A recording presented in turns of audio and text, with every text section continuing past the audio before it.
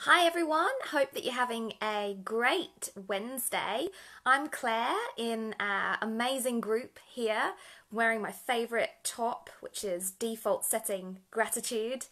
And I've absolutely been loving the questions coming into this group. Well, not into the group, but into my messenger from you guys. Hey, how are you? Hey Colleen. So yeah, I'm loving your questions. They are amazing questions and I wanted to answer them. We've also got somebody else there. Hey Loretta. So first of all, I did an amazing presentation yesterday for a group of business people, and it went phenomenally well, and everybody's asking for the recording, and within that recording are 8 secrets to basically figuring out what we're going to talk about right now. But the recording wouldn't play. So I think that's a message from the universe that we need to do the presentation again, and that I actually make it accessible to you guys. So listen in to this live and see whether you think the presentation is going to help you. And if you think it will, then obviously I'll connect you to me going and doing it again. So the questions coming into the group: how am I confusing the universe? I put that that picture up of the fact that, don't send mixed messages out because we confuse the universe. So how are we confusing the universe? Second question: why do I start things and give up? Has anybody noticed that the gym is empty in March? Everybody starts with good intentions in January, but by March they've really given up. So why do I start stuff and give up? What's really going on? That's the second question that has been asked a few times. Why do we fear the unknown? Now this is a beautiful question, and I'm going to answer it for you. And the thing is that there's the same answer for all of those 3 questions. How am I confusing the universe? Through your feelings. Why do I start things and give up? Because of your feelings. Why do we fear the unknown? It's to do with feelings. And there's one very specific feeling that we're going to dig into. But basically, if we don't control our mind, hey Trent, how are you? Then our mind controls us. And it's not to do with, it's physical. It's a physical brain thing. It's there to protect us. It is the thing that has evolved us through the ages. So we need to physically control our mind, otherwise it physically controls us. So what am I talking about? There's 3 parts to the brain. There's the reptilian brain, which is our instinctive brain. There's our limbic brain, which is our emotional brain. Hey Trent. And there's our neocortex, which is our rational thinking brain. So which part do you think serves us the most out of an instinctive brain, an emotional brain, and a rational thinking brain? I'll give you a couple of seconds to answer if you want to throw something in. Grab my coffee. Trent says he's good. That's good. I'm good too. And no, nothing's coming in. So I think that I'm going to ask you secondly then, which part of the brain do you think we live in the most? Because the part that we live in the most is actually our reptilian brain because of our feelings. But the part that serves us the most is the neocortex, because it's the part of the brain that has been most recently discovered. And in an really exciting news, we can actually build new neural pathways in there. So like it's this kind of undiscovered part of the brain, well, a part that they're continuing to discover and they're realizing holds a lot of power for us, but also is our creative brain, and our brain that can really, really have rational thought and take us out of past negative patterns. Because our reptilian brain is always moving us away from pain towards pleasure. because there's two things that it was built in to do, and that's to help us reproduce and to help us survive. So it's going to move us away from anything that it sees as dangerous, and move us towards things that it sees as pleasure. So yeah, Trent says we spent emotional part of the brain. Absolutely. And it's that reptilian brain that really causes us to quit. It causes us to limit ourselves. It causes us to self-sabotage, and it causes us to avoid things. So when we're starting something, or say we're in a business and we know that we need to take a certain action, but we're really struggling to stick to it or even to start it, it's our reptilian brain at play. If we, we buy a course. How many of us have bought a course and we start to get into it, and then we get this kind of sticky feeling when it comes to the time? Maybe we've set a time that we're going to work on it, and when it comes to it, we feel this sticky energy, and we just find lots of excuses why we're not going to do it. The question is why? What feeling is in play when we make the decision to avoid something, or to limit an action, or to give up completely?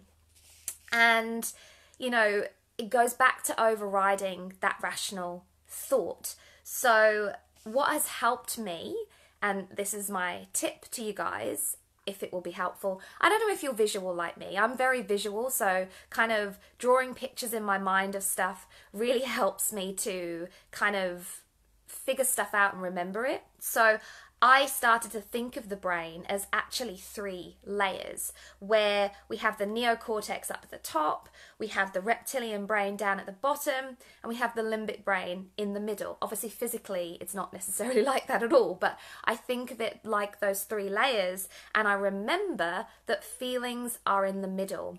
And I think about the middle, those feelings, that limbic brain, as the crossroad as to whether we choose to go up and utilize that beautiful top layer of the neocortex and come up with some great ideas and bust through our limits and, all the successful stuff, or we go down into our reptilian, fight or flight, usually flight, and we go into past patterns of limit, avoid, self-sabotage, quit. So what actually happens? Obviously, it all starts with a thought. So I said about the course, you think about taking some action within your course, and that leads to a feeling.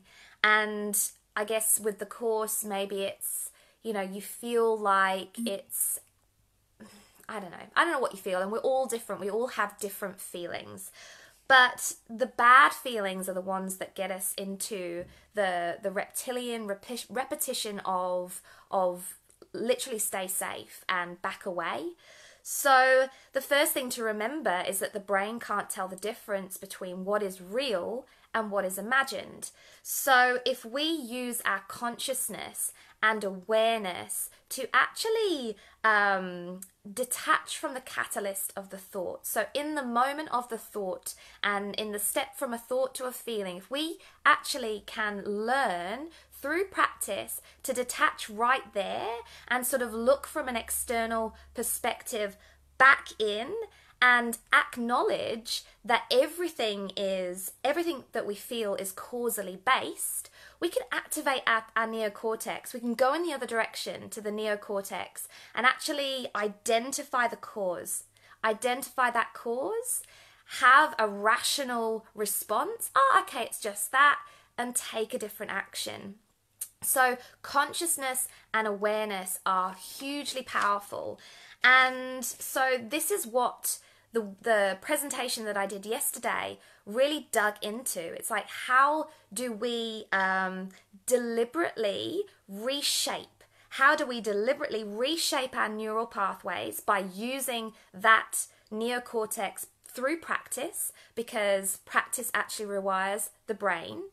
And how do we rewire the brain for more success and fulfillment? I went into 8 things that you can do on a daily basis that are going to make a huge difference to how you respond in the moment. because it's all about the response in the moment and the how the thought, guides the feeling. So we want to be guiding the positive feelings. It's the positive feelings, if we can feel those more often than not, that are going to take us towards our success. And obviously, for those of us who believe in the law of attraction, it's those positive feelings that are going to manifest the success that we want in our life. But what I know from personal experience, from coaching people, is you do end up in circles. You end up with, the right intentions, but your feelings give you away. They betray the words that you say and the vision that you set and the powerful intention that you set. Your feelings are counter intentions, and they betray the spoken and the intention, and you just keep going around in the same place and don't actually go forward. In fact, you end up more frustrated because you feel like you're doing everything right and you should be experiencing the kind of success that you want by now because you're following all the steps.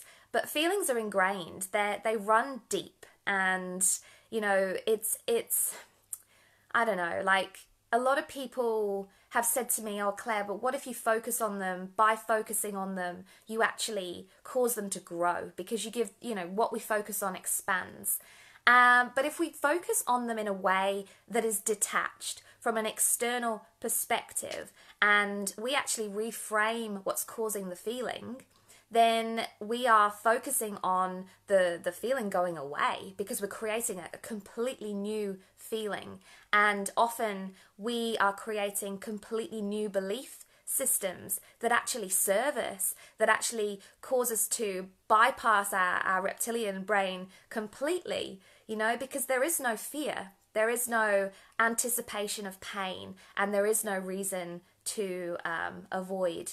So the webinar, the presentation, I'm going to go again on Friday. I'm going to invite the original people from the business meeting to say, my huge apologies, but the recording is just not there. And so if you want to sit in again, you're very welcome.